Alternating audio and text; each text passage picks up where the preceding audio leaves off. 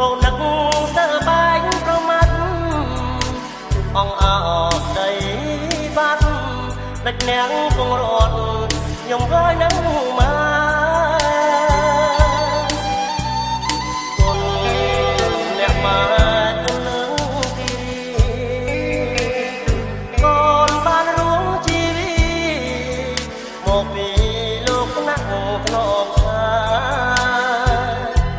ម៉ែអើយរត់ថ្ងៃកូនកូនអាឡ័យអ្នកម៉ែ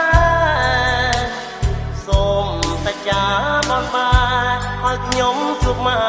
ក្នុងគ្រាដ៏